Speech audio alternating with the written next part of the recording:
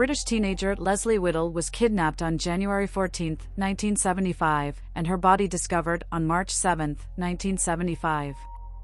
Her kidnapping and murder dominated national headlines for 11 months.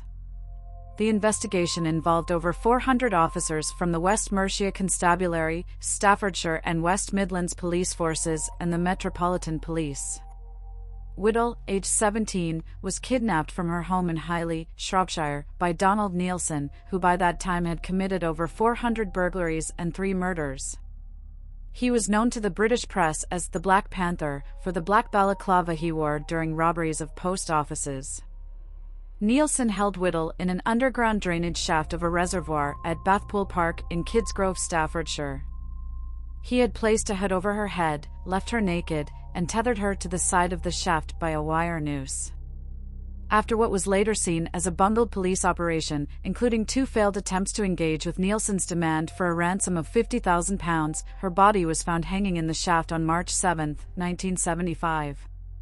After being arrested 11 months later in Mansfield, in July 1976 at Oxford Crown Court, Neilson was convicted of the kidnapping and murder of Whittle, for which he was sentenced to life imprisonment.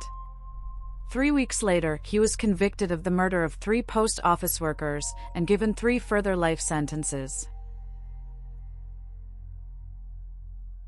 The kidnapping of Ursula Hermann was a notorious child kidnapping which occurred in Germany on September 15, 1981, in which a 10-year-old girl disappeared while riding a bicycle to her home.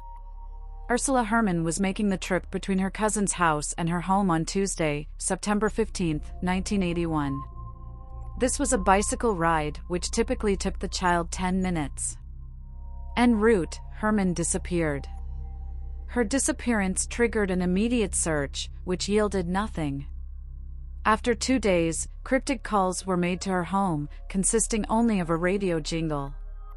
After 3 days, a ransom note arrived, apparently later than the kidnappers had intended, demanding a ransom of $2 million, and explaining that the jingle was meant to elicit a yes or no response concerning payment of the ransom.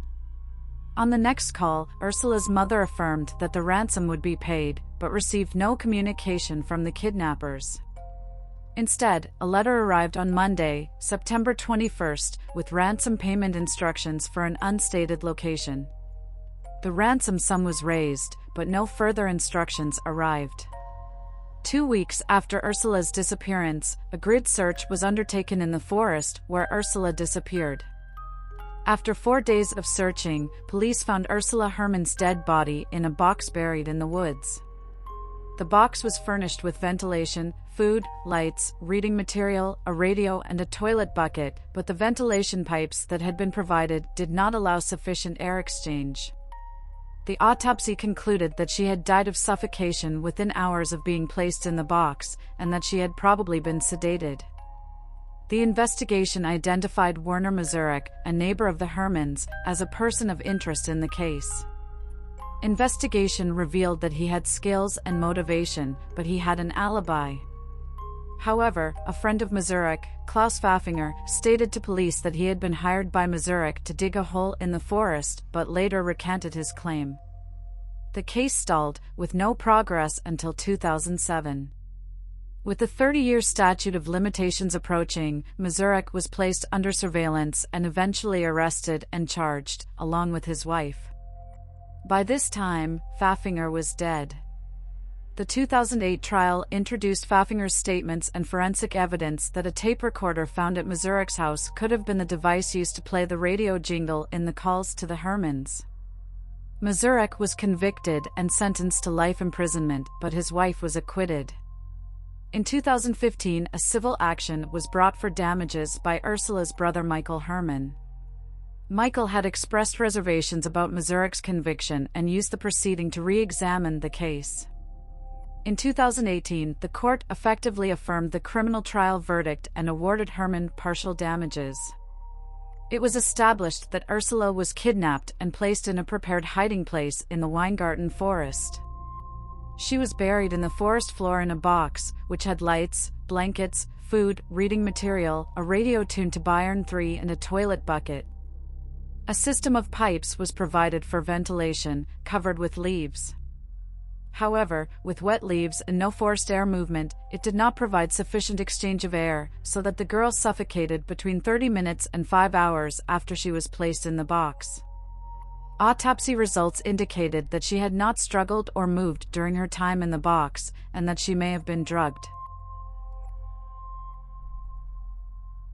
Vera Isabel Minnie Page was born on April 13, 1921 in Hammersmith, London, the only child born to Charles and Isabel Page. Vera's father was employed as a painter with Great Western Railways, and her mother was a housewife. Vera has been described as a popular yet shy and well-behaved girl. To supplement the family income, Charles and Isabel occasionally allowed lodgers to reside in their home, although these lodgers were always either family members or individuals known to the family. In January 1931, the Page family moved from Chapel Road, Notting Hill, to a 3-story house in nearby Blenheim Crescent. The family did not occupy the whole house, but rooms on both the ground floor and basement.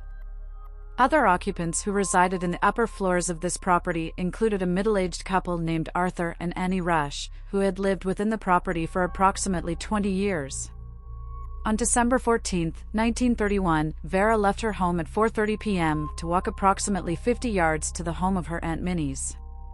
The purpose of this short journey was to collect 2 swimming certificates she had been awarded but had left with her aunt the previous day.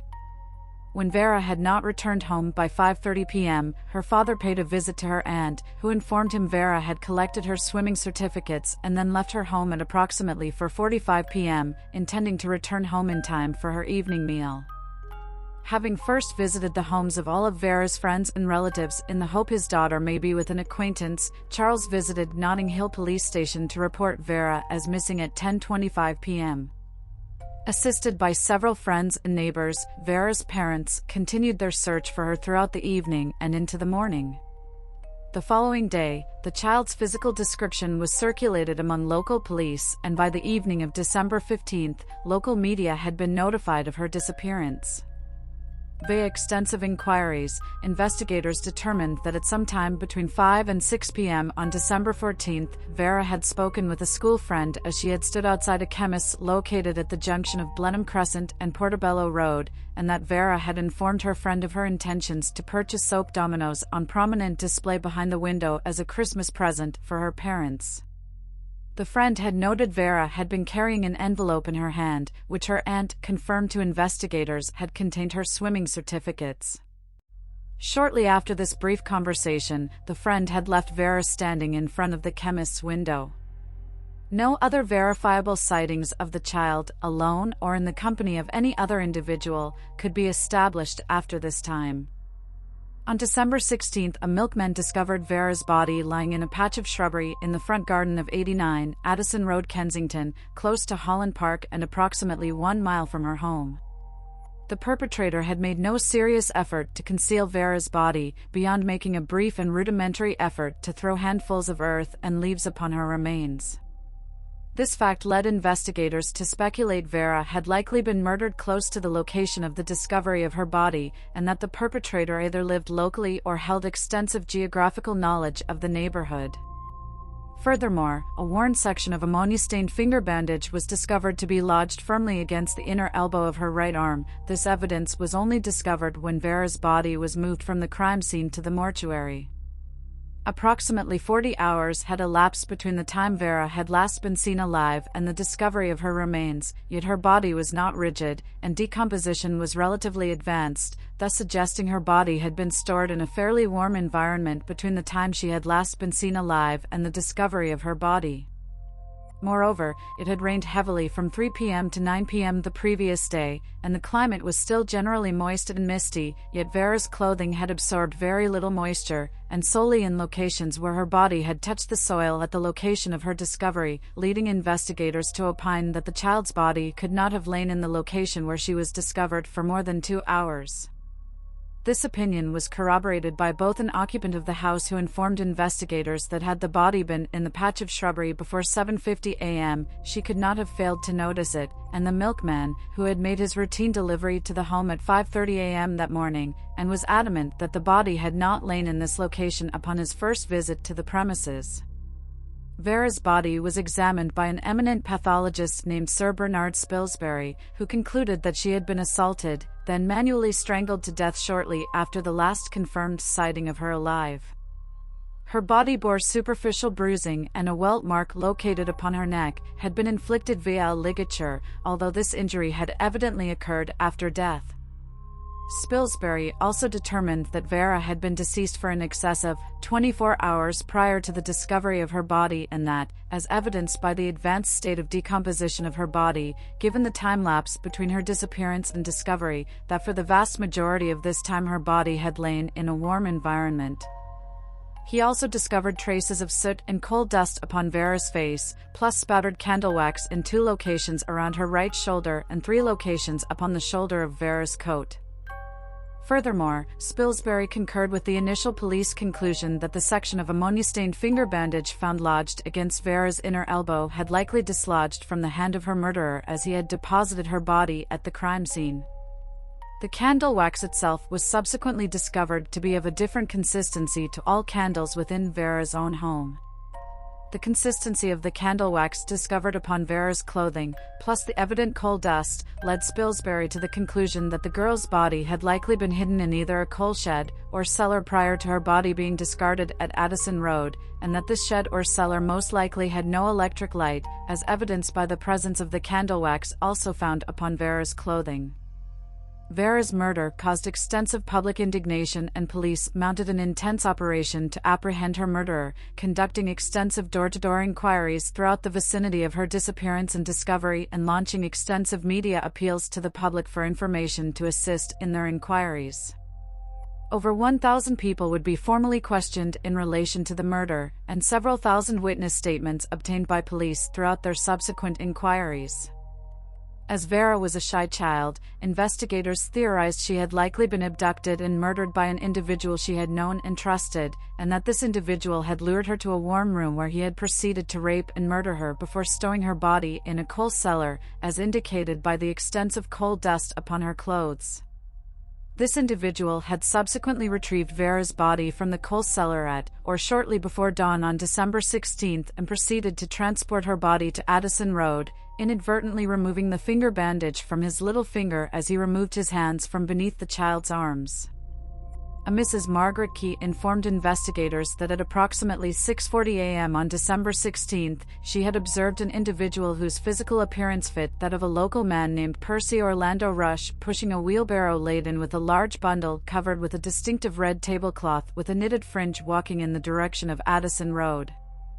The day following the discovery of Vera's body, a woman living close to Addison Road named Kathleen Short brought a child's red beret to the Notting Hill police station, stating she had found the item at approximately 9:30 p.m. the previous evening at a location investigators noted was quite close to where Vera had last been seen alive. This beret was identified by Vera's parents as belonging to their daughter, and was noted to smell of paraffin, although this odor may have been caused by Short, initially storing the beret beneath a sink in her scullery. Short also informed investigators that close to the scene of her discovery, she had also located several sections of torn paper which she had collected and discarded, and a section of candle which she had herself used then also discarded. By December 21, police inquiries had also produced an eyewitness who stated that on the morning of the discovery of Vera's body, the door to a coal shed close to Addison Road had been left unlocked and ajar, when on all other dates, it would invariably have been closed and locked. The coal cellar in question, located close to the house on Addison Road where Vera's body was discovered, had no electric light, giving credibility to Spilsbury's theory that the child had either been murdered, and/or her body stored, in a basement or coal cellar with no electric light, and that her murderer had likely illuminated the scene via candlelight. Investigators gave strong support to the theory the girl's body had been temporarily concealed in the cellar after her murder, then transported via wheelbarrow to the location of her subsequent discovery. If you found this video intriguing, don't forget to like, share, and subscribe for more captivating content.